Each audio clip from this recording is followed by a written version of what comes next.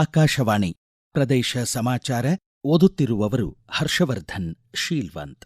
ಮುಖ್ಯಾಂಶಗಳು: ಯೂಟ್ಯೂಬ್ ಯೋಗಾಥಾನ್, ಕೇಂದ್ರ ಆಯುಷ್ ಸಚಿವಾಲಯದಿಂದ ಯೋಗ ಸಪ್ತಾಹಕ್ಕೆ ಇಂದು ಬೆಳಗ್ಗೆ 6:15ಕ್ಕೆ ಚಾಲನೆ. ಜಾಗತಿಕ ಬಿಕ್ಕಟ್ಟಿನ ಮಧ್ಯೆಯೂ ಕೇಂದ್ರದಿಂದ ಕರ್ನಾಟಕದ ರೈತರಿಗೆ ಅಗತ್ಯ ರಸಗೊಬ್ಬರ ಪೂರೈಕೆ, ಸಚಿವ ಪ್ರಹ್ಲಾದ್ ಜೋಶಿ. ದೀರ್ಘಾಯುಷ್ಯ ಮತ್ತು ದೀರ್ಘಾವಧಿ ಕಾರ್ಯಾಚರಣೆಯ ಚಂದ್ರನ ಲ್ಯಾಂಡರ್ ಅಭಿವೃದ್ಧಿಪಡಿಸಲು ಇಸ್ರೋ ಸಿದ್ಧತೆ. ಇಂದು ವಿಶ್ವ ರಕ್ತದಾನಿಗಳ ದಿನಾಚರಣೆ. ಈಗ ವಾರ್ತೆಗಳ ವಿವರ. ಆರೋಗ್ಯಕರ ವೃದ್ಧಾಪ್ಯಕ್ಕಾಗಿ ಯೋಗ ಧ್ಯೇಯದೊಂದಿಗೆ 21ನೇ ತಾರೀಕು ಅಂತಾರಾಷ್ಟ್ರೀಯ ಯೋಗ ದಿನಾಚರಣೆ ಹಿನ್ನೆಲೆ ಕೇಂದ್ರ ಆಯುಷ್ ಸಚಿವಾಲಯ ಇಂದು ಬೆಳಗ್ಗೆ 6:15ಕ್ಕೆ ಯೂಟ್ಯೂಬ್ ಯೋಗಾಥಾನ್ಗೆ ಚಾಲನೆ ನೀಡಿದೆ. ಗಿನ್ನೆಸ್ ದಾಖಲೆಗಾಗಿ ಸಾಪ್ತಾಹಿಕ ಯೋಗಾಥಾನ್ನ ಈ ಸಾಂಘಿಕ ಪ್ರಯತ್ನದಲ್ಲಿ ಸಾರ್ವಜನಿಕರು ಆನ್ಲೈನ್ ಯೋಗ ಕಾರ್ಯಕ್ರಮದಲ್ಲಿ ಪಾಲ್ಗೊಂಡು ಯಶಸ್ವಿಗೊಳಿಸುವಂತೆ ಆಯುಷ್ ಇಲಾಖೆ ಮನವಿ ಮಾಡಿದೆ. ಕೇಂದ್ರ ಆಯುಷ್ ಖಾತೆ ಸಚಿವ ಪ್ರತಾಪ್ರಾವ್ ಗಣಪತರಾವ್ ಜಾಧವ್ ಪಾಲ್ಗೊಂಡಿದ್ದು, ಯೋಗಗುರು ಸೌರಭ್ ಬೋತ್ರಾ ಯೋಗಾಥಾನ್ ನೇತೃತ್ವ ವಹಿಸಿದ್ದಾರೆ. ಜಾಗತಿಕ ಬಿಕ್ಕಟ್ಟಿನ ನಡುವೆಯೂ ಕೇಂದ್ರ ಸರ್ಕಾರ ಕರ್ನಾಟಕದ ರೈತರಿಗೆ ಮುಂಗಾರು ಹಂಗಾಮಿಗೆ ಅಗತ್ಯ ರಸಗೊಬ್ಬರವನ್ನು ಪೂರೈಸಿದ್ದು, ಲಭ್ಯತೆಯನ್ನು ಖಾತ್ರಿಪಡಿಸಿದೆ ಎಂದು ಕೇಂದ್ರ ಗ್ರಾಹಕ ವ್ಯವಹಾರಗಳ ಖಾತೆ ಸಚಿವ ಪ್ರಹ್ಲಾದ್ ಜೋಶಿ ಸ್ಪಷ್ಟಪಡಿಸಿದ್ದಾರೆ. ಎಕ್ಸ್ ಮಾಧ್ಯಮದಲ್ಲಿ ಸಚಿವರು ಮಾಹಿತಿ ನೀಡಿದ್ದು, ಯೂರಿಯಾ 3,13,000 ಮೆಟ್ರಿಕ್ ಟನ್, ಡಿಎಪಿ ರಸಗೊಬ್ಬರ 2,57,000 ಮೆಟ್ರಿಕ್ ಟನ್ ಲಭ್ಯತೆ ಖಚಿತಪಡಿಸಲಾಗಿದೆ. ಎನ್ಪಿಕೆಎಸ್ 5,06,000 ಮೆಟ್ರಿಕ್ ಟನ್ ಲಭ್ಯವಿದೆ. ವಾಸ್ತವದಲ್ಲಿ ಮುಂಗಾರು ಹಂಗಾಮಿಗೂ ಮುನ್ನವೇ ಕರ್ನಾಟಕಕ್ಕೆ ಅಗತ್ಯಕ್ಕಿಂತ ಹೆಚ್ಚಿನ ಪ್ರಮಾಣದ ರಸಗೊಬ್ಬರವನ್ನು ಪೂರೈಸಲಾಗಿತ್ತು. ದಾಸ್ತಾನು ದಂಧೆ, ಕಾಳಸಂತೆ ಮಾರುಕಟ್ಟೆ ಮಾರಾಟ ಮತ್ತು ಸಬ್ಸಿಡಿ ರಸಗೊಬ್ಬರಗಳ ದುರುಪಯೋಗವನ್ನು ತಡೆಗಟ್ಟದೆ ರೈತರಿಗೆ ಅಗತ್ಯವಿರುವ ಕಡೆ ದಾಸ್ತಾನು ಒದಗಿಸದೇ ಇರುವುದು ರಾಜ್ಯ ಸರ್ಕಾರದ ವೈಫಲ್ಯವಾಗಿದೆ ಎಂದು ಸಚಿವ ಜೋಶಿ ಟೀಕಿಸಿದ್ದಾರೆ. ದೀರ್ಘಾಯುಷ್ಯ ಮತ್ತು ದೀರ್ಘಾವಧಿ ಕಾರ್ಯಾಚರಿಸಬಲ್ಲ ಚಂದ್ರನ ಲ್ಯಾಂಡರ್ ಅನ್ನು ಅಭಿವೃದ್ಧಿಪಡಿಸಲು ಭಾರತೀಯ ಬಾಹ್ಯಾಕಾಶ ಸಂಶೋಧನಾ ಸಂಸ್ಥೆ ಇಸ್ರೋ ಪರಮಾಣು ಶಕ್ತಿ ಇಲಾಖೆಯೊಂದಿಗೆ ಕೆಲಸ ಮಾಡಲಿದೆ ಎಂದು ಇಸ್ರೋ ಅಧ್ಯಕ್ಷ ವಿ ನಾರಾಯಣನ್ ತಿಳಿಸಿದ್ದಾರೆ. ಬೆಂಗಳೂರಿನಲ್ಲಿ ನಡೆದ ಸಿಎಸ್ಐಆರ್ ರೈಸ್ ಕಾನ್ಕ್ಲೇವ್ನಲ್ಲಿ ಮಾತನಾಡಿದ ಅವರು, ಸೌರಶಕ್ತಿ ಚಾಲಿತ ಚಂದ್ರಯಾನ-3 ವಿಕ್ರಮ್ ಲ್ಯಾಂಡರ್ ಚಂದ್ರನ ಮೇಲೆ 14 ದಿನಗಳವರೆಗೆ ಮಾತ್ರ ಕಾರ್ಯನಿರ್ವಹಿಸುತ್ತದೆ. 200 ದಿನಗಳವರೆಗೆ ಚಂದ್ರನ ಮೇಲೆ ಬದುಕಬಲ್ಲ ಚಂದ್ರನ ಲ್ಯಾಂಡರ್ ಅನ್ನು ಅಭಿವೃದ್ಧಿಪಡಿಸಲು ಇಸ್ರೋ ಈಗ ಪರಮಾಣು ಶಕ್ತಿ ಇಲಾಖೆಯೊಂದಿಗೆ ಕೆಲಸ ಮಾಡಲಿದೆ ಎಂದರು.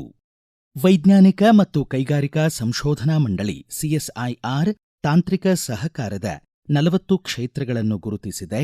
ಆ ಪೈಕಿ 17 ಕ್ಷೇತ್ರಗಳನ್ನು ಈಗಾಗಲೇ ಮೊದಲ ಹಂತದಲ್ಲಿ ಅನುಷ್ಠಾನಕ್ಕೆ ಅನುಮೋದಿಸಲಾಗಿದೆ ಎಂದು ವಿ ನಾರಾಯಣನ್ ಹೇಳಿದರು.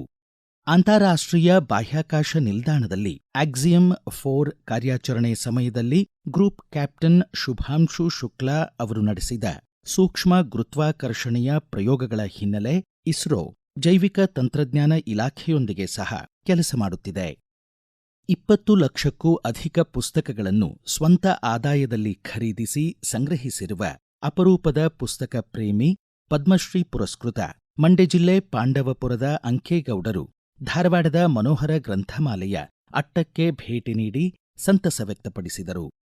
ಪದ್ಮಶ್ರೀ ಜಿಬಿ ಜೋಶಿ ಅವರಿಂದ ಸ್ಥಾಪಿತವಾದ ಮನೋಹರ ಗ್ರಂಥಮಾಲೆಯ ಪ್ರಕಟಣೆಗಳನ್ನು ಪ್ರಬಂಧಕ ಸಮೀರ್ ಜೋಶಿ ಪರಿಚಯಿಸಿದರು. ಪುಸ್ತಕ ಭಂಡಾರವನ್ನು ವೀಕ್ಷಿಸಿ ಅಭಿಮಾನ ವ್ಯಕ್ತಪಡಿಸಿದ ಅಂಕೇಗೌಡರು ಮಕ್ಕಳಿಗೆ ಪುಸ್ತಕಗಳನ್ನೇ ಉಡುಗೊರೆಯಾಗಿ ನೀಡುವಂತೆ ಮನವಿ ಮಾಡಿದರು. ಸ್ನೇಹಿತರೆ, ಕಂಪ್ಯೂಟರ್ ಯುಗ ಬಂದಿದೆ. ಇನ್ನು ಪುಸ್ತಕವನ್ನು ಯಾರೂ ಮುಟ್ಟೋದಿಲ್ಲ.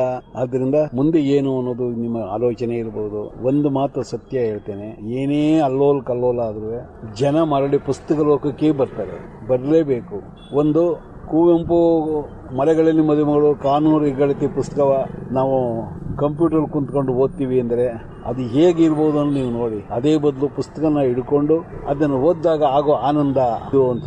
ನಮ್ಮ ಮಕ್ಕಳನ್ನ ಸಾಧ್ಯವಾದಷ್ಟು ಓದೋದ್ರ ಕಡೆಗೆ ಸೆಳೆತ ಮಾಡೋಣ. ಮೊಬೈಲ್ ಇದೆಯಲ್ಲ ಅದನ್ನ ದೂರ ಎಸೆದು ಸಾಹಿತ್ಯದ ಕಡೆ ಗಮನ ಕೊಡಿ ಅಂತ ನಾವು ಹೇಳೋಣ. ಈ ಧಾರವಾಡ ಕ್ಷೇತ್ರಕ್ಕೆ ನಾನು ಕಾಲಿಟ್ಟಾಗ ಮೈ ಪುಡುಕಿತಾ ಇತ್ತು. ಯಾಕೆಂದ್ರೆ ಒಂದು ಕಾಲದಲ್ಲಿ ಧಾರವಾಡ ಸಾಹಿತಿಗಳ ಒಂದು ಲೋಕ ಆಗಿತ್ತು. ಒಂದು ಕಲ್ಲು ಎಸೆದು ಯಾವ ಕಲ್ಲು ಹೋಗಿ ಸಾಹಿತಿಗಳ ಮನೆ ಮೇಲೆ ಬೀಳ್ತಾ ಇತ್ತು ಅಂತ ಸ್ಥಳದಲ್ಲಿ ನಾನು ಇವತ್ತು ಭೇಟಿ ಮಾಡಿ ತಮ್ಮನ್ನೆಲ್ಲ ಇದು ಮಾಡಿದ್ದೀನಿ. ಈಗ ಪ್ರಕಟಣೆ, ನಂತರ ಪ್ರದೇಶ ಸಮಾಚಾರ ಮುಂದುವರಿಯುವುದು. ನಮ್ಮ ಎಲ್ಲಾ ರಾಷ್ಟ್ರೀಯ ವಾರ್ತೆಗಳು ಹಾಗೂ ಪ್ರದೇಶ ಸಮಾಚಾರ ಈಗ ಆಕಾಶವಾಣಿ ನ್ಯೂಸ್ ಕನ್ನಡ ಯೂಟ್ಯೂಬ್ ಚಾನೆಲ್ನಲ್ಲಿ ಲಭ್ಯ. ನಮ್ಮ ಎಕ್ಸ್ ಖಾತೆ ಮತ್ತು ಇನ್ಸ್ಟಾಗ್ರಾಂ ಖಾತೆ ಆಕಾಶವಾಣಿ ನ್ಯೂಸ್ ಕನ್ನಡ. ಹೆಚ್ಚಿನ ಮಾಹಿತಿಗಾಗಿ ನಮ್ಮ ಫೇಸ್ಬುಕ್ ಖಾತೆ AIR ಕನ್ನಡ ನ್ಯೂಸ್ ಅನುಸರಿಸಿ. ಮಾಹಿತಿಯ ಹೂರಣ ವಾರದ ಕಾರ್ಯಕ್ರಮ ಪ್ರಚಲಿತ ವಿದ್ಯಮಾನ ಪ್ರತಿ ಬುಧವಾರ 9:15. ಪ್ರದೇಶ ಸಮಾಚಾರ ಕೇಳುತ್ತಿದ್ದೀರಿ. ಮಾನವೀಯತೆಯ ಒಂದು ಹನಿ ರಕ್ತ ನೀಡಿ ಜೀವಗಳನ್ನು ಉಳಿಸಿ ಎಂಬ ಧ್ಯೇಯದೊಂದಿಗೆ ಇಂದು ವಿಶ್ವ ರಕ್ತದಾನಿಗಳ ದಿನಾಚರಣೆ. ಸ್ವಯಂ ಪ್ರೇರಿತ ರಕ್ತದಾನಿಗಳ ಔದಾರ್ಯ ಪ್ರತಿದಿನ ಅಮೂಲ್ಯ ಮಾನವ ಜೀವಗಳನ್ನು ಉಳಿಸುತ್ತಿದೆ. ಹೀಗಾಗಿ ಲಕ್ಷಾಂತರ ಸ್ವಯಂ ಸೇವಕ ರಕ್ತದಾನಿಗಳ ಉದಾರತೆಗೆ ಜಾಗತಿಕವಾಗಿ ಗೌರವ ಸಲ್ಲಿಸುವ ದಿನ. ಈವರೆಗೆ 124 ಬಾರಿ ಸ್ವಯಂ ಪ್ರೇರಿತ ರಕ್ತದಾನ ಮಾಡಿರುವ ಧಾರವಾಡದ ಖ್ಯಾತ ಪ್ರಸೂತಿ ಹಾಗೂ ಸ್ತ್ರೀ ಆರೋಗ್ಯ ತಜ್ಞ ಡಾ ಸಂಜೀವ್ ಕುಲಕರ್ಣಿ ಪ್ರದೇಶ ಸಮಾಚಾರಕ್ಕಾಗಿ ರಕ್ತದಾನದ ಮಹತ್ವ ತಿಳಿಸಿದ್ದಾರೆ. ವೈದ್ಯಕೀಯ ವಿಜ್ಞಾನದಲ್ಲಿ ಆಗಿರುವ ಅನೇಕ ಸಂಶೋಧನೆಗಳು ಮತ್ತು ಅಧ್ಯಯನಗಳ ಪರಿಣಾಮವಾಗಿ ಇಂದು ನಾವು ಮನುಷ್ಯರು ನಮ್ಮ ಜೀವಿತಾವಧಿ ಮುಗಿಯುವ ಮೊದಲು ಅಥವಾ ತೀರಿಕೊಂಡ ಬಳಿಕವೂ ಕೂಡ ಇನ್ನೊಬ್ಬರಿಗೆ ಹಲವು ರೀತಿಯಿಂದ ಸಹಾಯ ಮಾಡುವಂತಹ ಸಾಧ್ಯತೆಗಳು ಇಂದು ಹೆಚ್ಚುತ್ತಿವೆ. ಸತ್ತ ಬಳಿಕ ದೇಹದಾನ ಮಾಡುವುದು ಒಂದು ರೀತಿಯಾದರೆ, ಜೀವಂತವಿರುವಾಗಲೇ ಒಬ್ಬ ವ್ಯಕ್ತಿ ಕಿಡ್ನಿ, ಲಿವರ್ ಮುಂತಾದ ಅಂಗಗಳನ್ನೂ ದಾನ ಮಾಡಬಹುದು. ಇದರ ಜೊತೆಗೆ ಇನ್ನೊಂದು ಮಹತ್ವದ ದಾನವೆಂದರೆ ಅದು ರಕ್ತದಾನ. ರಕ್ತದಾನದ ವಿಶೇಷವೇನೆಂದರೆ ಒಬ್ಬ ವ್ಯಕ್ತಿ ಮತ್ತೆ ಮತ್ತೆ ರಕ್ತದಾನ ಮಾಡಬಹುದು. ಒಬ್ಬ ಆರೋಗ್ಯವಂತ ವ್ಯಕ್ತಿ 18 ವರ್ಷ ವಯಸ್ಸಿನಿಂದ ಪ್ರಾರಂಭಿಸಿ 65 ವರ್ಷ ವಯಸ್ಸಿನವರೆಗೂ, ಅವರು ಪುರುಷರಾಗಿರಬಹುದು, ಮಹಿಳೆಯಾಗಿರಬಹುದು, ಅವರು ಆರೋಗ್ಯವಂತರಾಗಿದ್ದರೆ ಪ್ರತಿ 4 ತಿಂಗಳಿಗೊಮ್ಮೆ ರಕ್ತದಾನ ಮಾಡಿ ಅವಶ್ಯಕತೆ ಇರುವಂತವರಿಗೆ ಕೆಂಪು ರಕ್ತ ಕಣಗಳನ್ನು ಕೊಡೋದಾಗಿರಬಹುದು, ಪ್ಲಾಸ್ಮಾ ಕೊಡೋದಾಗಿರಬಹುದು, ಹೀಗೆ ಹಲವು ರೀತಿಯಲ್ಲಿ ಸಹಾಯ ಮಾಡೋದು ಸಾಧ್ಯವಿದೆ. ರಕ್ತದಾನ ಮಾಡುವುದರಿಂದ ರಕ್ತದಾನ ಮಾಡುವ ವ್ಯಕ್ತಿಗೂ ಲಾಭವಾಗುತ್ತದೆ, ರೋಗಿಗೂ ಲಾಭವಾಗುತ್ತದೆ.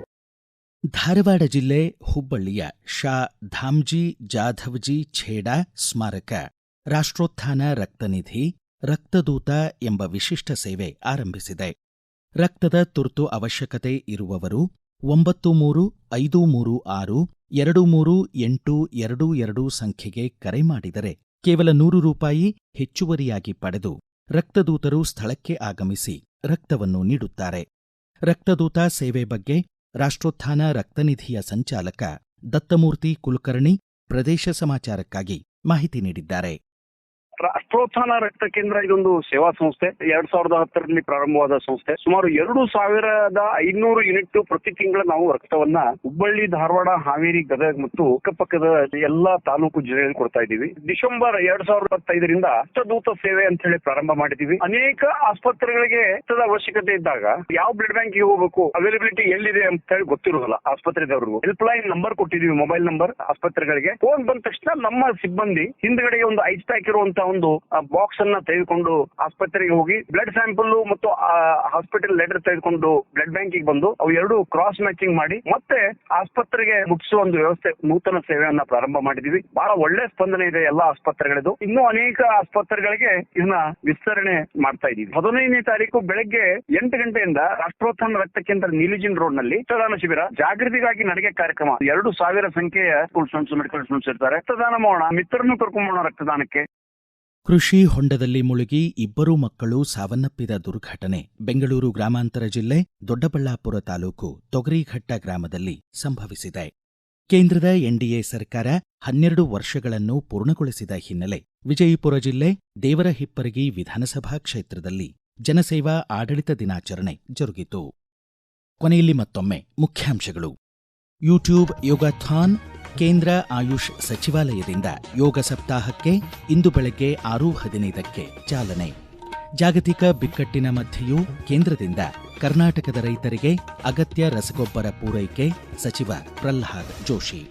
ದೀರ್ಘಾಯುಷ್ಯ ಮತ್ತು ದೀರ್ಘಾವಧಿ ಕಾರ್ಯಾಚರಣೆಯ ಚಂದ್ರನ ಲ್ಯಾಂಡರ್ ಅಭಿವೃದ್ಧಿಪಡಿಸಲು ಇಸ್ರೋ ಸಿದ್ಧತೆ. ಇಂದು ವಿಶ್ವ ರಕ್ತದಾನಿಗಳ ದಿನಾಚರಣೆ. ಇಲ್ಲಿಗೆ ಪ್ರದೇಶ ಸಮಾಚಾರ ಮುಕ್ತಾಯವಾಯಿತು.